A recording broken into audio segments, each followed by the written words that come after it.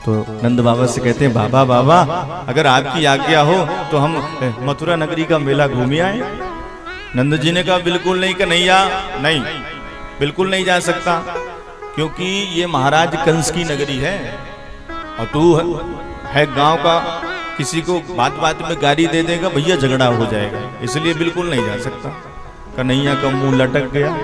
बलराम जी ने देखा कि लाला का मेला घूमने का मन है, चलो मैं सिफारिश करता हूँ। तो दाऊ भैया ने कहा बाबा तुम चिंता न करो, मैं लेकर के जाऊं, अब हाले लेकर के आऊं, नगर दिखाई तुरंत ले आवो। मथुरा नगरी की लीला और मिथिला नगरी की लीला दोनों मिलती जुलती है सज्जनों। वहां पर राम जी ने गुरु जी से कहा था नाथ लखनपुर देखन चाहे, और यहाँ पर बलराम जी कह रहे हैं, यहाँ पर कृष्ण जी ही कह रहे हैं कि हमें मेला देखना है, क्योंकि छोटे हैं ना भाई, इस बार छोटे बन करके आए हैं भगवान। तो बाबा ने कहा ठीक है बलराम, अगर तू जा रहा है ना साथ में तो तू लेकर के आ, तेरे हाथों में दे रहा हूँ अनुमति। मिल गई अनुमति, सखाओं को साथ में लेकर के भगवान चल दिए मथुरा का मेला देखने के लिए। और जैसे ही मथुरा नगरी में प्रवेश किया तो जितनी मथुरापुर की नारियां थी, जितने भी पुरुष वर्ग थे, सब दौड़ पड़े भगवान का दर्शन करने के लिए। लेकिन कंस ने आदेश दे दिया था कि कोई भी श्री कृष्ण का स्वागत नहीं करेगा, नहीं मैं उसे जिंदा नहीं छोड़ूंगा। तो बेचारी मथुरापुर की नारियां डर के मारे घर से बाहर नहीं निकल रही हैं, पर अपनी अपनी अटारियों में चढ़ करके ही दर्शन कर रही हैं। अरे बजमारे कंस, तेरे डर के मारे हम बाहर तो नहीं निकलेंगी, पर छत से चढ़ के दर्शन तो कर सकती हैं। तो सभी मथुरापुर की नारियां दर्शन कर रही हैं भगवान का। कैसे? जैसे जनकपुर की स्थिति थी वैसी मथुरापुरी की स्थिति हो गई। भाए धाम काम सब त्यागी, मनहु रंग निधि लोकन लागी। भाए धाम काम सब त्यागी, मनहु रंग निधि लोकन लागी। जुगती भवन झरोखन लागी, जुगती भवन झरोखन लागी। जुगती भवन झरोखन लागी, निरखहि राम रूप अनुरागी। जुगती भवन झरोखन लागी, निरखहि राम रूप अनुरागी। पूरे मथुरा नगरी में शोर मच गया कि भैया पूतना मारने वाला आ गया, अरे गोवर्धन पर्वत उठाने वाला आ गया। सभी मथुरापुर की नारियां दर्शन कर रही हैं और आपस में चर्चा कर रही हैं कि देख बहन, देखने में तो 1.5 हड्डी का लग रहा है, पर इतने बड़े पहाड़ को इसने 7 दिन तक कैसे उठाए रहा होगा। अरे हमने सुना है कि इसने पूतना को मारा है, ये भगवान सकटासुर को मारा है। अब भगवान सोचते हैं कि हमारे बारे में चर्चा कौन कर रहा है, तो थोड़ा पीछे मुड़ के देख भी लेते हैं। और जैसी नैनों से नैनाचार होते हैं तो सभी मथुरापुर की नारियां और प्रसन्न हो जाती हैं कि देख देख देख मुझे देख रहा है ये। अब चूंकि राम जी जब जनकपुर गए थे ना तो बड़े मर्यादित, शर्मीले, सकुचीले, नीचे सिर किए, यहाँ वहां बिल्कुल नहीं देखते थे। लक्ष्मण से बोलते थे लक्ष्मण ये महाराज जनक की नगरी है, ज्ञानियों की नगरी है, इसलिए यहाँ वहां बिल्कुल नहीं देखना है, सीधे चलो। पर ठीक उल्टा मथुरापुरी की लीला है, भगवान नैन मटकाते नैन चलाते यहाँ वहाँ देखते जा रहे हैं। और जिसके बारे में अगर सुन लेते कि हमारी चर्चा हो रही है यहाँ पर, तो और पीछे मुड़ करके देखने लग जाते। तो जितनी भी नारियां हैं सब भगवान के सुंदर स्वरूप को देख करके मनमुग्ध हो जाती हैं। भगवान चितवन चलाते नैन मटकाते जा रहे हैं मथुरा नगरी में। बड़े सुंदर भगवान के नेत्र हैं। कैसे हैं? कटारी की तरह कटीले हैं ठाकुर जी के नेत्र। एक बार कटारी लग जाए तो लोग बच सकते हैं, पर भगवान के नेत्र रूपी कटारी अगर लग जाए तो ऐसा जीव घायल होता है कि फिर कभी ठीक नहीं हो सकता। नैनों की कटारी बारी बारी छुई मुई, छतिया से उतर गई, जादू भरी तेरी आंखें जिधर गई, जादू भरी तेरी आंखें जिधर गई, जादू भरी तेरी आंखें जिधर गई, जिधर नैनों की कटारी बारी बारी छुई मुई छतिया से उतर गई। नैनों की कटारी बारी बारी छुई मुई छतिया से उतर। जादू भरी तेरी आंखें जिधर गई, जादू भरी तेरी आंखें जिधर गई। जादू भरी तेरी आंखें जिधर गई, जादू भरी तेरी आंखें जिधर। प्रेम की लरी हरी दिग दोनों, प्रेम की लरी अरे दिग दोनों। प्रेम की लरी हरी दिग दोनों, प्रेम की लरी हरी दिग दोनों। बरस परी मोती सी बिखर गई, बरस परी मोती सी बिखर गई। बरस परी मोती सी बिखर गई, बरस परी मोती सी बिखर गई। जादू भरी तेरी आंखें जिधर गई, जादू भरी तेरी आंखें जिधर गई। ओ जादू भरी तेरी आंखें जिधर गई, जादू भरी तेरी आंखें जिधर गई। बोलिए भक्त वत्सल भगवान की जय हो।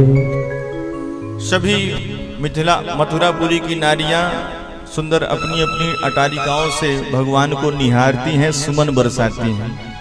तो सब जितने ग्वाल बाल सका है भगवान से कहते हैं, लाला हम लोगों को बड़ा स्वागत हो रहा है भैया, हम लोग कहाँ जा रहे हैं। कन्हैया ने कहा तुमको पता नहीं है, यहाँ के जो महाराज कंस है ना, मेरे सगे मामा लगे।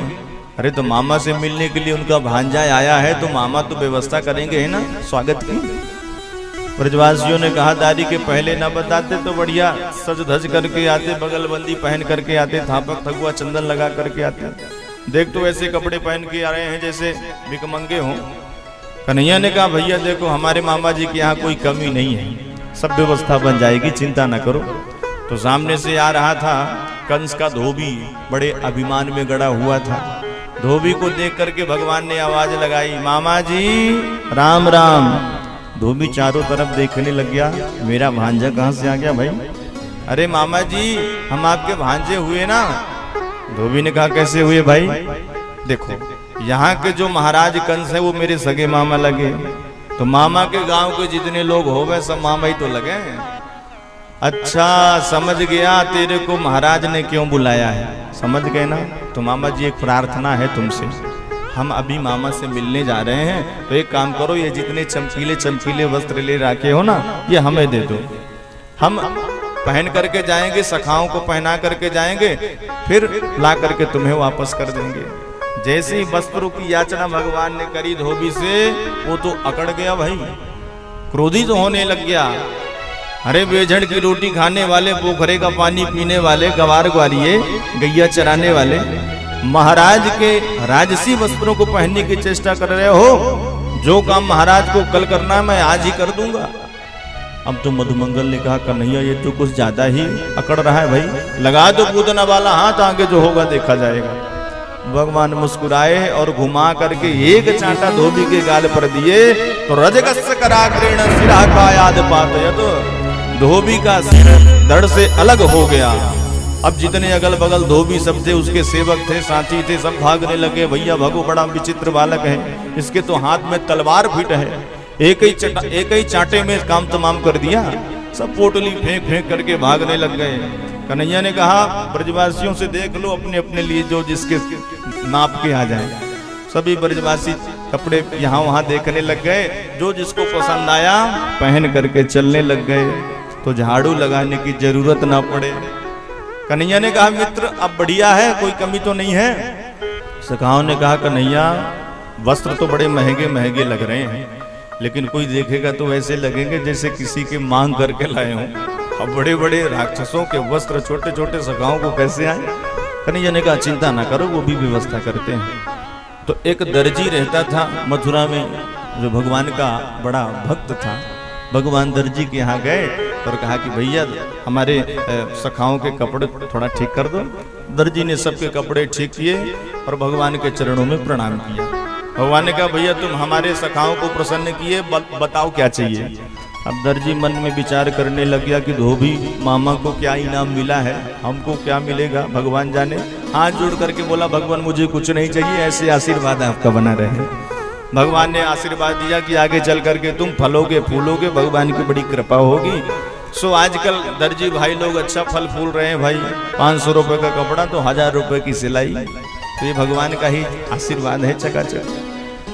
सखाओ अब बताओ कोई कमी तो नहीं रह गई है। सखाओं ने कहा कन्हैया ब्रजवासियों के गले में जब तक मोटी मोटी माला ना होवे तो आनंद न आवे भैया।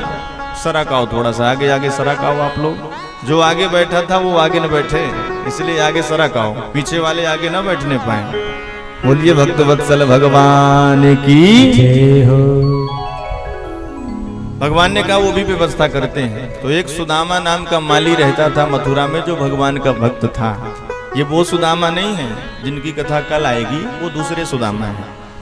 3 मित्र हुए भगवान के, एक तो वो कल ब्राह्मण सुदामा, एक श्री रामा वृंदावन में रहते थे वो भी थे, और ये सुदामा नाम के माली हैं, ये भी भगवान के भक्त हैं।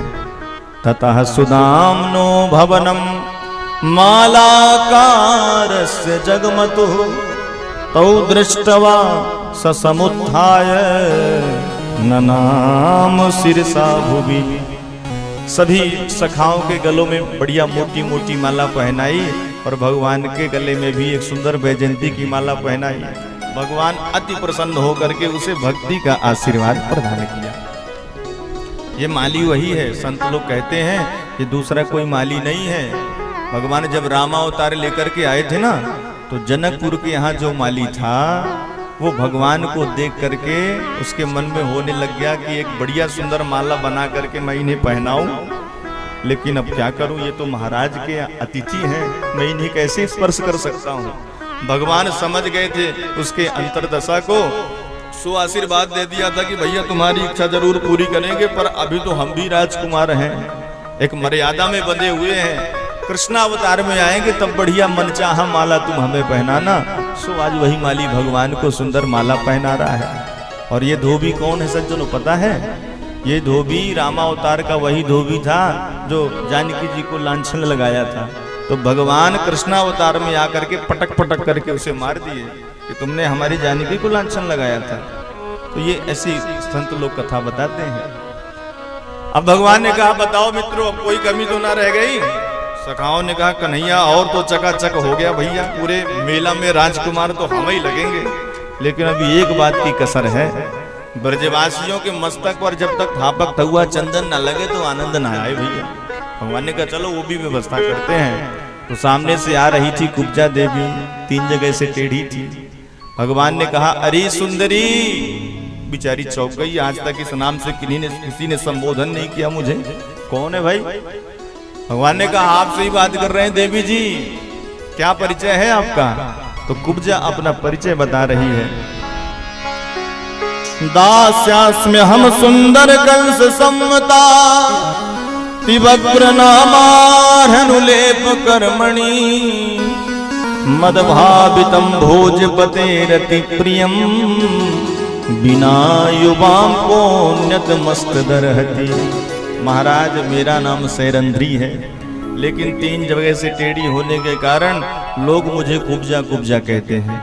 महाराज कंस की दासी हूँ, चंदन लेकर के जाती हूँ, महाराज के शरीर पर लेपित करती हूँ, मुंह मांगा इनाम प्राप्त होता है। भगवान ने कहा देवी जी ये चंदन आज हमारे मस्तक पर लगा सकती हो क्या? कुब्जा तो भगवान के सौंदर्य को देख करके मुग्ध हो गई थी। भगवान आपने मेरे मुंह की बात छीन ली। भगवान ने भी सोचा कि बेचारी ये 3 जगह से टेढ़ी काली कलूटी रखी हुई है, इसको भी तो समाज में जीने का अधिकार होना चाहिए भाई, बराबरी की तरह। तो भगवान उसके हाथों से चंदन लगवाए, सभी ग्वाल वालों के मस्तक पर लगवाए। ग्वाल वालों ने कहा कन्हैया तूने जिससे कुछ लिया लौटा करके बहुत कुछ दिया, पर इस बेचारी को क्या दे रहा है? भगवान ने कहा देखो भाइयों, मैं इसे वह दूंगा जो आज तक किसी ने नहीं दिया होगा। वास्तव में भगवान जब प्रसन्न होते हैं ना तो वो दे देते हैं सज्जनों जो हम कभी सोच नहीं पाते। तुरंत पकड़ लिया कुब्जा का हाथ और टोड़ी पर हाथ लगा लिया, एक हाथ लगा लिया कमर पर। अब सब जितने भी ग्वाल वाले थे सब खिलखिला करके हंसने लग गए। दाऊ भैया ने कहा, कन्हैया ये क्या कर रहा है भैया? अरे ये अपना वृंदावन नहीं है, संभल करके, ये महाराज कंस की नगरी है। भगवान ने कहा, चिंता न करो दाऊ जी, मुझे सब पता है। अब तो खिलखिला करके ब्रजवासी हंसते हुए कहते हैं, कन्हैया और तो सब ठीक है भैया, पर तुम्हारी और इसकी जोड़ी एक नंबर है।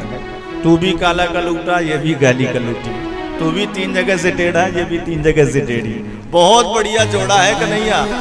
और ब्रजवासियों को हंसते हुए देख करके कन्हैया ने एक झटका टोढ़ी पर जैसे ही मारा कुब्जा के, तो मुकुंद स्पर्शना सद्यो बभूव परमदोत्तमा, वह कुब्जा जो 3 जगह से टेढ़ी काली कलूटी रखी हुई थी परम सुंदरी बन गई। दिव्य सौंदर्य धारण करके सामने खड़ी होकर के भगवान से हाथ जोड़ करके प्रार्थना करने लग गई, भगवान धन्य है, आपने मुझे वह दे दिया जो आज तक मुझे प्राप्त नहीं हुआ है। प्रभु की स्तुति करती हुई कुब्जा दुपट्टा पकड़ लिया और कहने लग गई, भगवान चलिए, कहाँ? हमारे घर चलिए, अब हमसे विवाह करिए। अब इतना सुंदर बनाया है ना, तो आपके समान सुंदर अब संसार में कोई है नहीं, तो आप ही से हम विवाह करेंगे। पकड़ लिया दुपट्टा कुब्जा ने और भगवान से कहने लग गई, आबो आबो जी बिहारी हमारी गलियां, आबो आबो जी बिहारी हमारी गलियां, आबो आबो जी बिहारी हमारी गलियां, आबो आबो जी बिहारी हमारी गलियां, आबो आबो जी बिहारी हमारी गलियां, आबो आबो जी बिहारी तुम्हारे कारण सेज सजाऊं, तुम्हारे कारण सेज सजाऊं, तुम्हारे कारण हो, तुम्हारे कारण हो, तुम्हारे कारण, हाँ तुम्हारे कारण सेज सजाऊं, तुम्हारे कारण सेज सजाऊं, चुन चुन फूलन, चुन चुन फूलन की गलियां, आबो आबो जी बिहारी हमारी गलियां, आबो आबो जी बिहारी हमारी गलियां, आबो आबो जी बिहारी हमारी गलियां, आबो आबो जी बिहारी। बोलिए भक्त वत्सल भगवान की जय हो। भगवान ने कहा, देवी जी अभी तो हम तुम्हारे साथ नहीं चल सकते, क्योंकि अभी हमको मामा जी से मिलना है, लेकिन तुम्हें वचन देते हैं मामा जी से मिलने के बाद जरूर लौट करके तुम्हारे पास आएंगे। फिर ऐसी कथा आती है कि भगवान कुब्जा से विवाह की।